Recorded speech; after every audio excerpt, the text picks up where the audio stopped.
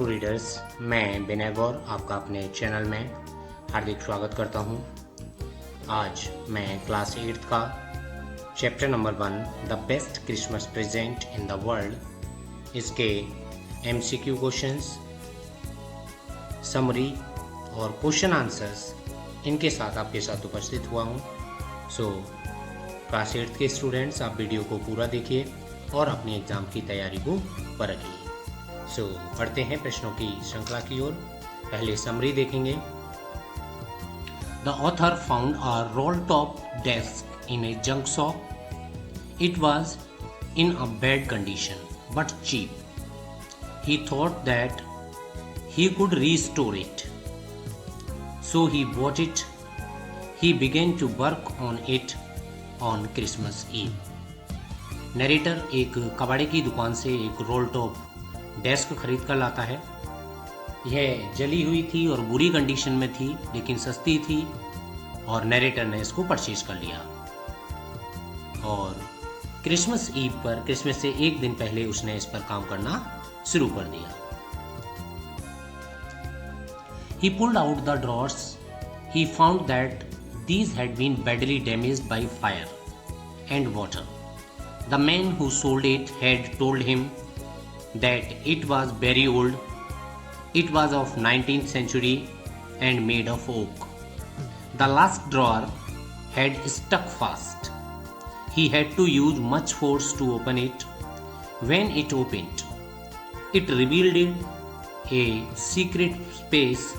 In it he found a small tin box. Narrator ने इसके सारे ड्रॉवर्स को बाहर निकाला। वो ड्रॉवर सारे बुरी तरीके से जले हुए थे, आग और पानी में खराब किए हुए थे। जिस व्यक्ति ने उसे बेचा था उसने बताया था कि ये 19th सेंचुरी की है और ओक की बनी हुई है। जब उसने लास्ट ड्रॉवर खोलना चाहा तो उसे थोड़ा ज़्यादा फोर्स लगाना पड़ा, लेकिन जब वह खुला तो उसमें से एक tin box, small tin box निकला।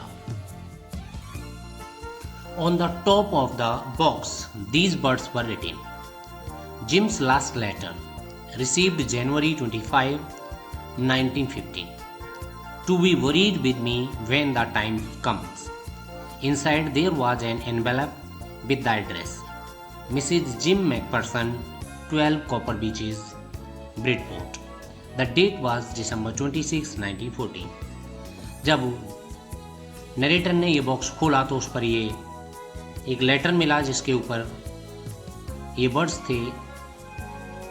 बॉक्स पर लिखा हुआ था कि ये जिम का लास्ट लेटर है जो जनवरी 25, 1915 को रिसीव हुआ था, और इस लेटर को मेरे साथ वरीड कर दिया जाए, इनग्रेव कर दिया जाए, दफना दिया जाए जब समय आए। मिस नरेट जो मिसेज मैकपर्सन थी वो चाहती थी कि ये लेटर उनके साथ ही दफना दिया जाए। सो उस पर एक एड्रेस लिखा हुआ था मिसेज मैकपर्सन का, और लेटर की डेट थी 26 दिसंबर 1914। ये सेकेंड वर्ल्ड वार के दौरान की घटना थी और क्रिसमस के ठीक अगले दिन ये लेटर लिखा गया था। The author read the letter. The owner of the desk must have put in it. The letter had been written by a captain of English army. His name was Jim McPherson. He had written it to his wife Connie McPherson. A wonderful incident had happened on the battlefield on the Christmas day. Jim McPherson had narrated it in his letter.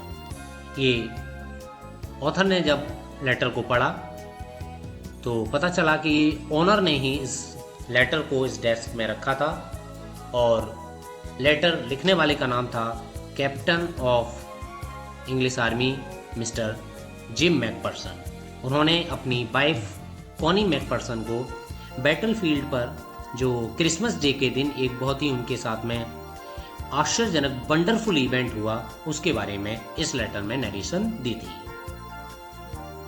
The English and the German were at war. The two armies stood on the two sides of the no man's land. Suddenly McPherson saw someone waving a white flag. White flag होता है कि संधि का, अब कोई हमला नहीं करेगा. From the enemy side they were wishing a happy Christmas to the English soldiers. Some English soldiers shouted back same to you. तो ये नरेशन है। उस लेटर में क्या लिखा था कि इंग्लिश और जर्मन्स की आर्मी सेकेंड वर्ल्ड वार के दौरान फर्स्ट वर्ल्ड वार के दौरान एक दूसरे के साथ में युद्ध पर थी और नो मैंस लैंड के आर पार दोनों आर्मी खड़ी हुई थी। तभी जर्मन आर्मी में से एक सिपाही वाइट फ्लैग लेकर बाहर निकलता है और जर्मन सैनिक उनसे इंग्लिश सोल्जर से हैप्पी क्रिसमस विश कर रहे थे, तो इंग्लिश सोल्जर्स ने भी उनको सेम टू यू कहकर विश किया। To their surprise they saw many Germans moving towards them. The captain was alarmed. It could be a trick but it was not. They were bringing with them German wine and canned meat. There were no rifles between the soldiers. The German officer moved towards McPherson. उनकी surprise से बहुत सारे German soldiers उनकी तरफ आने लगे। Army, जो British army का कैप्टन था, थोड़ा सा चौकन्ना हुआ कि ये कोई ट्रिक हो सकती है, लेकिन ऐसा नहीं था। जर्मन सैनिक अपने साथ कैंस ला रहे थे जिसमें कुछ वाइन और उनकी मीट था और राइफल्स नहीं थी, कोई युद्ध का सामान नहीं था। और जर्मन ऑफिसर उनकी तरफ फिर आगे बढ़ा, जिम मैकफर्सन की तरफ आगे बढ़ा। They shook hand very warmly. Then the German officer said that he was from Dusseldorf and that he played cello in the orchestra. He gave his name as Hans Wolf. In return McPherson also introduce himself. He said that he was a school teacher from Dorset. दोनों जो officers थे उन्होंने एक दूसरे से हाथ मिलाया। German officer ने अपना परिचय दिया कि वह डसलफोर्ड से है और वह आर्मी में आने से पहले ऑर्केस्ट्रा में सैलो बजाता था। उसका नाम हैंसवॉल्फ है। मैकफर्सन ने भी उसे अपना नाम दिया, इंट्रोडक्शन दिया और कहा कि वह आर्मी में आने से पहले डॉर्सेट में एक स्कूल में टीचर था। Hans Wolf smiled. He said he knew Dorset. In fact, he had never been to England, but he knew English. His favorite writer was Thomas Hardy. His favorite book was Far from the Madding Crowd. Macpherson shared with Hanswolf the Christmas cake his wife had sent for him. Hanswolf said that the marzipan was the best he had ever tasted. It was a wonderful Christmas party. Hanswolf मुस्कुराते हुए उसे कहा कि वह कभी Dorset नहीं गया है, इसके बावजूद भी वह डोरसेट को जानता है, वह इंग्लिश बोलना जानता है और उनके फेमस राइटर इंग्लिश राइटर हैं थॉमस हार्डी और उनका एक फेमस नोवेल है far from the madding crowd. Bathsheba, गैलिवर ओक, इनकी एक स्टोरी है बड़ी प्यारी सी, एक रोमांटिक और एक गांव की स्थिति को अपने आप में समेटे हुए एक नोवेल है। क्रिसमस केक मैकफर्सन ने हैंसवॉल्फ के साथ शेयर किया, जो उसकी वाइफ कॉनी मैकफर्सन ने उसके लिए भेजा था। और हैंसवॉल्फ ने कहा कि ये क्रिसमस केक मर्जीपन जो है, it was the best he had ever tasted. Overall ये बहुत ही शानदार पार्टी थी। Then a soldier brought out a football. The soldiers played while McPherson and Hans Wolf clapped and cheered. And Hanswolf suggested that the world would be much better if the problems were resolved by a football match instead of wars. दोनों जो captains थे वो सोच रहे हैं कि ये दुनिया कितनी अच्छी हो जाएगी अगर हम अपनी समस्याओं को फुटबॉल मैच की तरह सुलझा लें, युद्ध की बजाय। After the football match all the drinks and eatables were consumed. वहाँ पर पार्टी हुई, लोगों ने खाना पीना खाया। Now it was time to part. Hans Wolf saluted McPherson and walked away slowly and unwillingly. That night the German were heard singing a carol. The English soldiers replied with the rousing chorus of another carol. They exchanged chorals for a while and then it was all silence. Macpherson wrote in his letter that he would treasure those moments all his life. Macpherson ने कहा कि उन्होंने football match खेला, उसके बाद उन्होंने जो drinks थी और खाना था वो खाया। इसके बाद ये विदा करने का, आपस में एक दूसरे से अलग होने का समय आया, तो हैंसवॉल्फ सैल्यूट करते हुए बहुत धीरे से, स्लोली, अनविलिंगली, अनिच्छा से अपनी तरफ गया। और उस रात जो जर्मन सोल्जर्स थे वो इंग्लिश कैरोल्स, जो क्रिसमस के जो गीत थे उसे गाते हुए सुना गया। और एक्सचेंज में इंग्लिश सोल्जर्स थे वो भी जो कैरोल्स थे वो गा रहे थे। और आफ्टर सम टाइम्स एक साइलेंस छा गई और मैकफर्सन ने इस लेटर में लिखा कि ये वो क्षण थे जिसे वह अपने पूरे जीवन में कभी भी नहीं भुला पाएगा। Having read the letter, the author put back in the envelope. He decided to give the letter back to whom it belonged. The address was of Bidford, Dorset, so he drove to that place. The house number 12 turned out to be a burnt-out cell. It was found that Macpherson was in the house when it caught fire. The firemen had got her out just in time. She was 101 years old. Now she was in a nursing home. So ये letter पढ़ने के बाद author ने इसे envelope में रखा और decide किया कि वह इस लेटर का जो असली मालिक है उसको देकर आएगा, मिसिस मैकपर्सन को देकर आएगा। सो वह डॉर्सेट गया क्योंकि लेटर पर यही लेटर एड्रेस था। डॉर्सेट पहुंचने के बाद हाउस नंबर 12 जाता है और उसने देखा कि ये घर जो था वो पूरी तरह से जल चुका था, लेकिन उसने वहाँ पर ये पता किया कि मैकपर्सन उस समय घर में थी जब आग लगी, तो फायरमैन्स ने उनको समय पर उनको बचा लिया था। वह 101 साल की थी और अब वह नर्सिंग होम में थी। The author went to the nursing home. Matron told him that the Macpherson was rather confused that day. The author found Mrs. Macpherson sitting in a chair naturally. She looked up at the author vacantly, but her eyes lit up when he called her Connie and gave her the letter. He told her how he had got the letter. She reached out and took his hand. Her eyes were filled with tears. She felt that her Jim had returned. She said that her Jim had kept his promise. He had returned on the eve of Christmas. She talked long and lovingly to him. She said that she had got the best Christmas present in the world.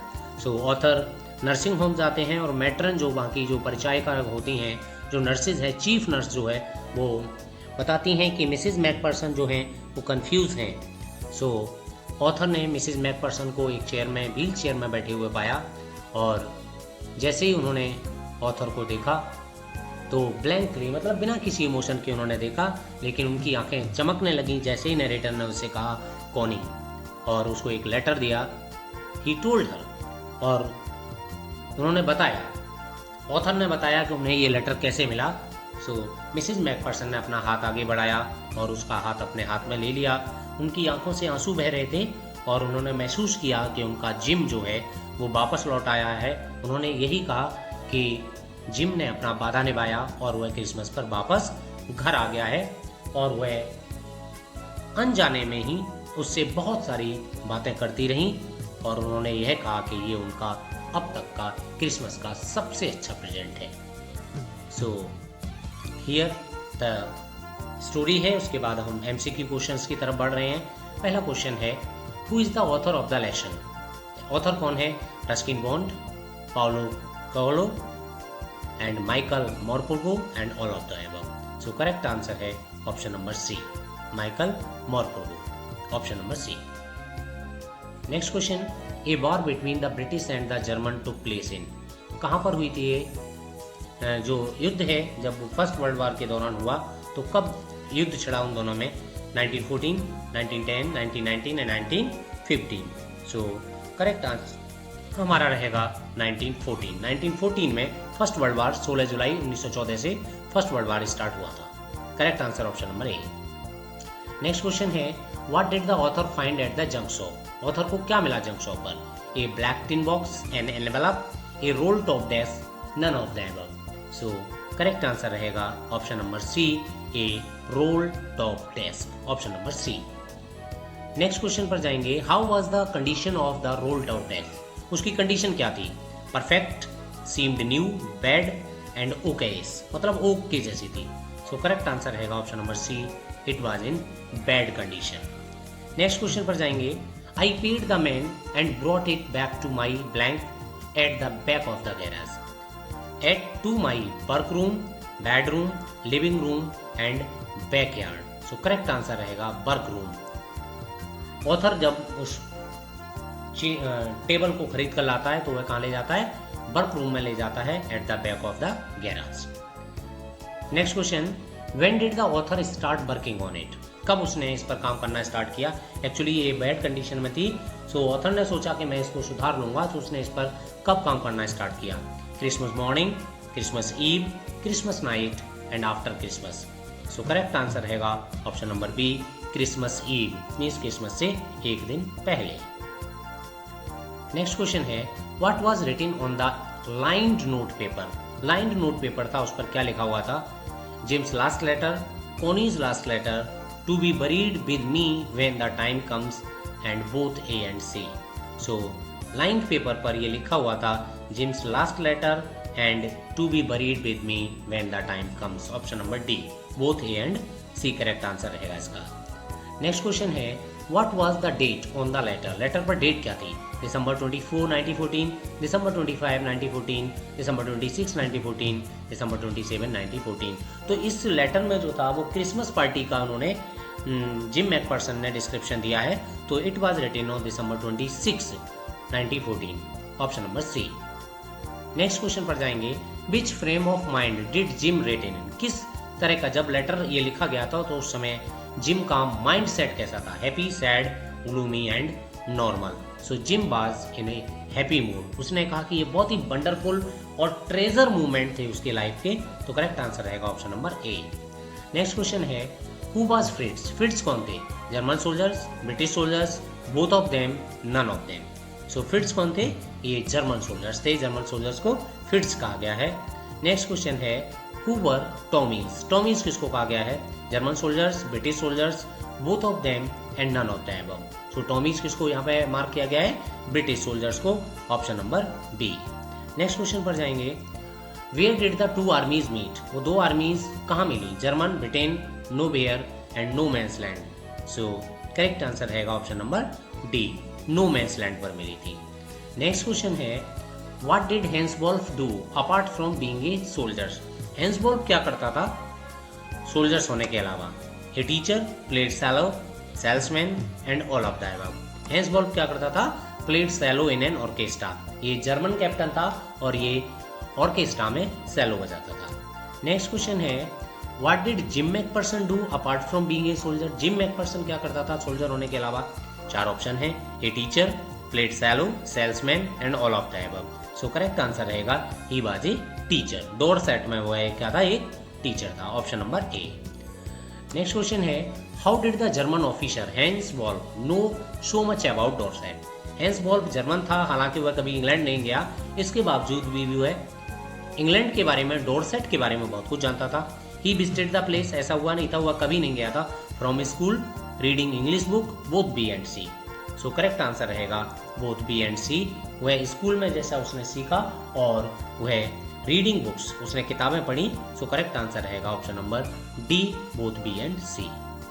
Next question है which game did they play, कौन सा game खेला था? Cricket, football, volleyball and hockey. No man's land पर दोनों जो आर्मीज थी उन्होंने कौन सा गेम खेला? फुटबॉल खेली, option number B. Next question है what is the every soldier want, ये एक थीमेटिक बेस्ड क्वेश्चन है। एवरी सोल्जर्स क्या चाहता था?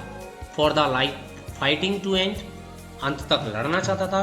टू गो होम, घर जाना चाहता था। To be able to see their family again, अपनी फैमिली को दोबारा देखना चाहता था, या all of the above. So correct answer रहेगा ऑप्शन नंबर डी,